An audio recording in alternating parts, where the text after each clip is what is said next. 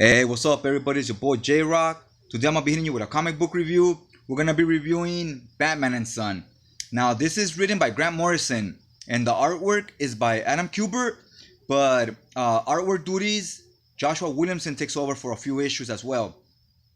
So this covers Batman issues 655 to 659. So it's a healthy chunk. So let's get to it. All right, this starts off with you see Bruce Wayne right here. So he's walking through the desert. He's doing a whole little mission of he has to like repent for his sins and kind of battle his demons. So he's fighting this guy who's supposed to be someone that if you defeat him, you defeat your demons type of metaphor. Here he's conquering it here. So once he does this, it's kind of like a cleansing, and he's kind of reconsidering being Batman. So Grant Morrison here is kind of taking he's kind of taking the direction where he's getting into Bruce Wayne's psyche, and should he even be Batman? He's asking you as the reader those types of questions like, is being Batman even a good thing? Okay, so you saw him battling his demons earlier. So now we go back in time. Why is he fighting them? What did he do? Here you see the Joker up to his usual tricks. He's kidnapping some people here, making Commissioner Gordon go crazy. There you see him. And look what Batman's doing. Bam. Pulls out a gat. And he's doing something that's not typical of Bruce Wayne. So you're like, why is he pulling out a gun? Right? So something fans could maybe take issue with, because you're stepping so far outside of the character. Batman doesn't usually do that. Like, he finds that kind of cowardly to use guns, yet he's using one right here. And bam, here it is. Here it is. He's not playing. Look at him. Damn. And look what he does. Boom. Obviously, it's a done deal. Joker's dead right there. He's lifting him up. And look what he does with him here. He lifts him up, throws him off a building. So this is why he needs this cleansing. He just went over the edge. He became a villain, basically. So this is Grant Morrison's run. So immediately it starts off with a bang, with some controversy. You kill Batman's biggest villain. He's using weapons, all that stuff you don't do in a Batman comic, right? You need Joker so he could have a villain to fight. And Batman don't play with guns.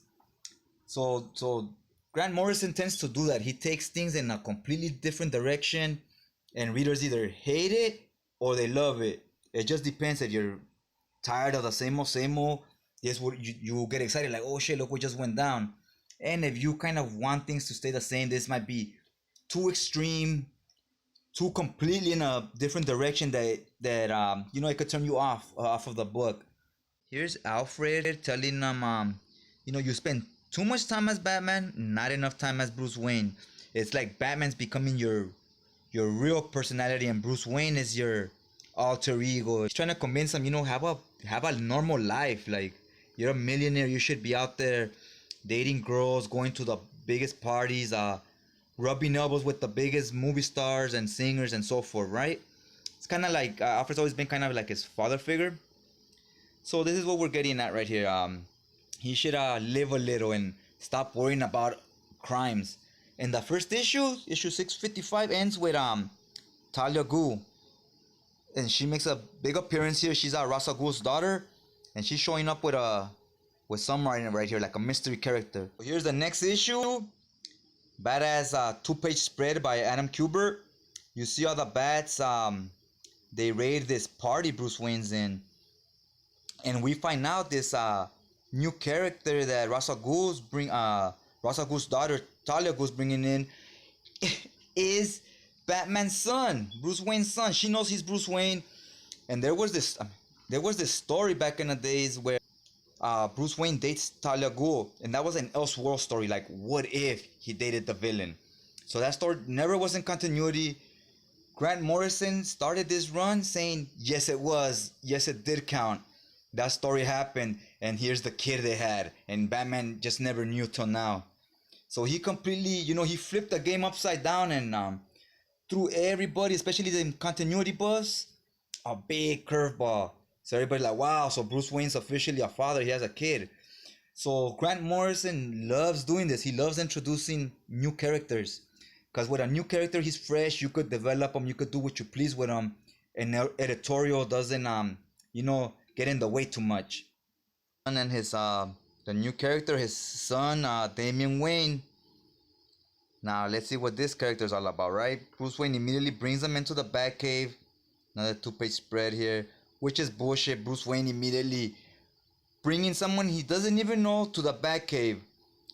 And then we gotta say, Grant Morrison's a genius. That don't even make sense. So he's clearly yelling at this kid. Like, it's his take on what if Batman was a father. How would he raise a child, right? But we kind of had that already with all the Robins he's raised. But anyway, so this is like his actual bloodborne child, right? So this kid thinks that if he tries to beat up Batman, he'll impress him. He is Batman. Batman, he ain't having that, He's quickly annoyed by this child. And Robin, the kid he actually kind of raised, is right here. He's like, who's this new kid? Like, how could you even bring him to the Batcave? Which is a very valid questions. How could you bring him to the Batcave that soon? As he is, they're introducing each other. That kid sees, he's jealous of Robin because he's like, you're his stepson, I'm his real son, and I should be Robin. And he's making a whole fuss about it. He's whining. He's a very whiny brat, like very unlikable character. But this is a type of book you gotta read over and over, because the first time you read it, you hate this character. But 20, 30 issues down the line, he starts redeeming himself and becoming a character you like. So knowing that and going back and reading it again, knowing how he would develop later, you like the story a little more the second time around. It's one of those that the more you read it, you kind of appreciate it more. And Grant Morrison has a reputation of being one of those kind of writers where you kind of gotta give things multiple reads to really see what he was doing with the story and appreciating where he was taking it. Here's Damian again. He chopped the villain's head off. He thinks that makes him cool, like a badass. And Robin lets him know. Tim Drake lets him know that, oh, well, you're stopping villains by killing them. That's so easy. It takes talent to actually kill them, stop them without killing them. That's a lot more difficult. And he lets Damian Wayne know that, and they get into a standoff. Tim Drake wins. Damian's obviously, he thinks he's a badass, but he's not experienced enough. Tim Drake beats him, but then he takes it easy on him and tries to be his friend. So when he catches him off guard, he throws him off of the dinosaur here. So he's already becoming very unlikable, like I said. And why would Batman even deal with him? But this kid secretly, as the book goes along, you find out he's just trying to impress Bruce Wayne. He looks up to him. Here on this next issue, Grant Morrison did something very interesting to me. He did a story of it's kind of a more gritty story here. While Robin's over there in the Batcave, all that other stuff's going down, Batman's over here fighting crime. You see him right here. There's this pimp and he's talking to the cops, right? And you got these girls here, and they're talking about how they're about to arrest him and how he lets them get freebies with the hookers and stuff like that, right? Which kind of shows what kind of city Gotham City is, where even the cops are like this. And look at Batman, another awesome two-page spread by Kubert. He shows up, puts a smackdown on everybody. Now the interesting part, what happens here, is Grant Morrison's a big continuity buff. He reads a lot of the previous stories and he builds upon old stories. He continues them. Old stories that just never finished, they died away. He brings them back into fruition, if you will, and he continues upon them, So he's big into continuity. Also a way for him to show off to the readers that, oh, look, I know Batman's history. I read issue 200 from 1950 or whatever, right? So then he kind of modernizes it and adds to those stories. Here, something great is going down and Batman knows it's something dark. He's breaking into these buildings. You see him going through all these buildings, right? And look at what he finds. Look at these people just mutilated. There's some real sick bastards, you know, some sick bastard at work, and he has to find them. Once you flip the page, you see, look at the all the dead hookers there. There's this guy that's beating on all these hookers and so forth, and look at him. He's very reminiscent of Bane. If you know Bane, you know that looks almost exactly like him. And that's what this story is about. It's kind of paying homage to the Batman Nightfall from back in the 90s. There's kind of a retelling of it. He adds little things to add to bring up the past of his past stories, just to kind of show you he follows the Batman stories and he kind of knows what the character's about. So if you see him doing things that Bruce Wayne is out of character, if he's writing stuff where Bruce Wayne is out of character, he's doing it on purpose. Like, it's not because he doesn't understand the character or hasn't read his books, because he has. And here, see, this guy catches Batman off guard. He's beating him up, much how Bane won his fight against him, because he caught him off guard. And then the second time, once he was prepared, it was a lot simpler. So look at this ending here. Brutal. He's unconscious. While he's unconscious, he's dreaming. Look at what he's dreaming of.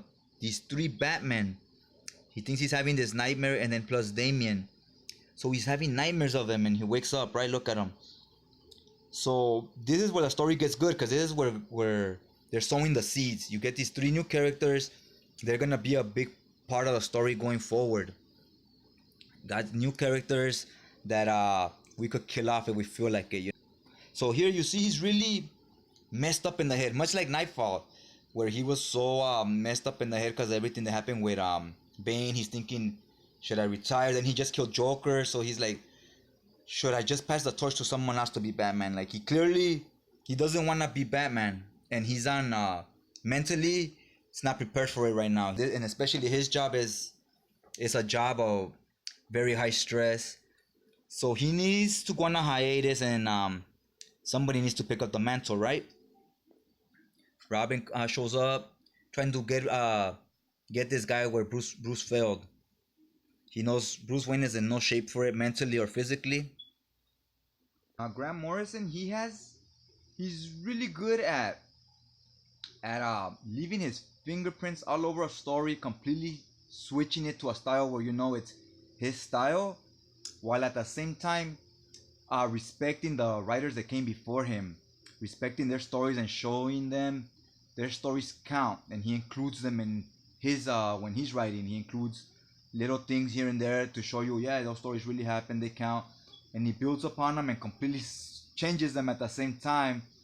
And that's hard to do both things, to change things while at the same time acknowledging the past stories. And he's really good at that. And here, this story is he's kind of reinventing a lot of the characters. Like, he's bringing in a new Robin, bringing in some new villains, out with the old, getting rid of Joker, bringing in new characters, and you gotta bring in a new Batman, obviously, right? He wants a new Batman. So you see this Batman, Bruce Wayne, this is like a story of Bruce Wayne road slowly into madness. He's slowly just losing it. And when you live in a city where, like Gotham, where it's a terrible place, you know, to live with the animals, to survive around them, you kind of gotta become one.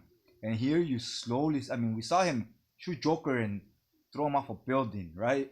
So you see what I'm getting at. He's slowly losing his mind and becoming somebody different, to the point where it's leading to the point where one of the Robins is gonna have to pick up the mantle as Batman, right? So we're gonna need a new Robin. I guess that's where this new kid comes in. The next story we get this seems like an Elseworld story, but it's not. It's something in the future that actually really happened. So this was kind of trippy. We got this future Robin. I mean, this future Batman, right? And it turns out this is Damian Wayne. In the future, once Bruce Wayne retires, his son becomes Batman. And Gotham just gets worse and worse. And now Batman obviously has to be worse. And Damian was raised by the League of Assassins. So this is kind of a little take in the future. How would he survive as Batman in this new futuristic Gotham, right? This is like 20 years or so down the road.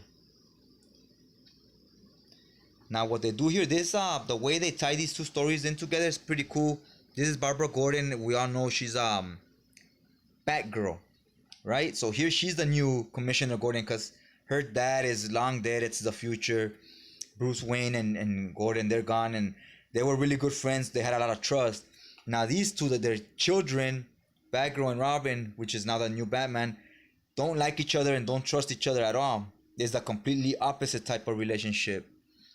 That's a good thing. When you do a story in the future and you keep everything the same, where if she would have just been trusting Batman and it's just the same exact relationship, that's kind of whack. Whenever you tell a story in the future, you gotta shake things up. You gotta. This is your opportunity as a artist or writer to make the characters look completely different, make them act completely different, because an Elseworld story. Where else are you gonna get to do that? Here we get introduced to the second Batman from Bruce Wayne's nightmares. This is the future, obviously, but this is the second Batman, and he's a lot more terrible. This guy's a villain, right? But he's a lot more terrible and so forth than the first one that was just buff. And this new Batman, Damian Wayne, is look, he's just destroying everybody. He obviously kills. He has no problem with it. He blew up, and he blows up the evil Batman, right? But he quickly dismantles them. Look, he just shreds them apart and kills them. He takes no prisoners. This Damian Wayne takes no prisoners because this is a future where you can't afford to let people slide. You can't afford to give them a second chance to kill you, basically. So he gets rid of them real quick. And I really like the art right here. You see all the fire? It kind of explains how this new Gotham in the future is it's just like burning down already, basically. This is the last page. Now this is in the future, and Batman wakes up. He sees this Batman, that other evil Batman that he just killed. He kills him in the future, but what is he doing right now in the present time, right? So that's where it gets interesting. We got introduced to two of the Bat villains that Bruce Wayne had nightmares about. Okay, here on this last story arc of the book, you have Joshua. Here we go. Joshua Williamson on art, and you have Dave Stewart on colors. He's an awesome colorist, and Joshua Williamson brings a completely different and unique style to the artwork. So this, like for example, look at here. This kind of has a painted look, kind of realistic. Then here is more typical comic booky, but he does some creative stuff with the panels as well. Here, this story is about. It's called The Black Glove. It's kind of a murder mystery story. You have a bunch of Batman imitators that look up to Batman. You have the Mexican one, the Spaniard, the a British guy, a guy from England, and so forth. From all over the world, there's Batmans right here. They all look up to Batman. So in their own countries, they become their version of Bruce Wayne, I guess, of Batman. But look at the interesting things the artist does. Look at that painting there. Then you have it like comic book style in here, the panels. Then he'll go to this like very realistic. Then look at here with the colorist. It gives this whole different tone. The colors always give the stories a feel. In movies you have music. In books you don't have music, so the colorist is very important. He sets the tone of, depending on the colors he uses, you kind of get an idea of what type of feeling they're going for. He picks up, he basically is the music, I guess you could say. But look at the artist here. So here he does look at, it looks kind of more realistic. You got some dark shades. And then look what he does here. See how it's a hand? And you have the explosion of the plane. He does a lot of this cool panel layout. He does interesting things with it. See here, he doesn't even use lines like for the borders for the panels. He lets the artwork become the borders for different panels. See this one panel, 2, 3.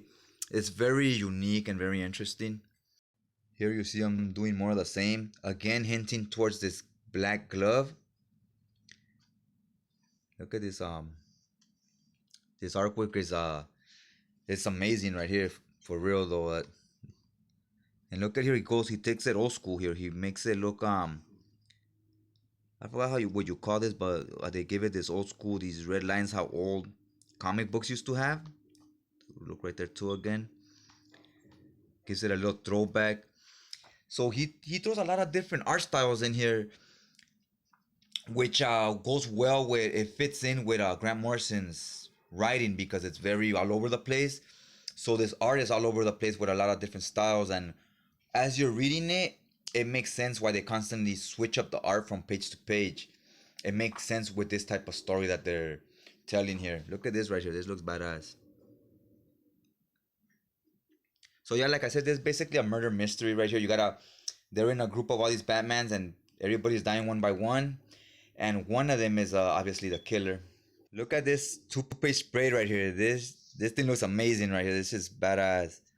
You got Batman in black and white with the white outlines, thick outlines too. You got the Skull Island type of thing going on over here. It's very busy, but yet it's not too much where it's muddled or messy. Here you get discovered that this guy's the guy double crossing everybody, right? So you get introduced to another new villain. He was a villain, and then here's another villain that's gonna play a big role in the long game. So Grant Morrison does a good job of that.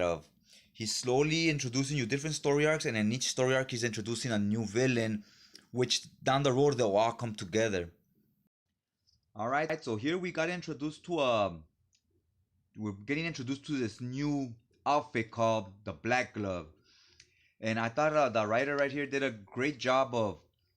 He tells you about 3 different stories that can all be read on their own, and they all introduce a new character, a new villain in each story. And in the long run, you're kind of like, what does this story have to do with the next story and the next? It seems like they don't connect because they all seem like they're their own thing and they're introducing their own villains. But all these villains they're introducing in each story, those 3 stories will come together because the other villains will come together and form a group in the future.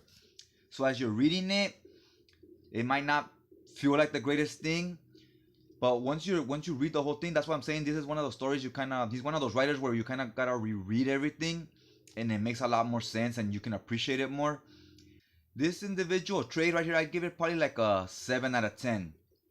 But once you read everything and you together, that score would definitely go up. There'll be a lot better story once it's all put together with the 3 trades you would need, being the Resurrection of Ra's al Ghul, and then you follow up with Batman Rest in Peace.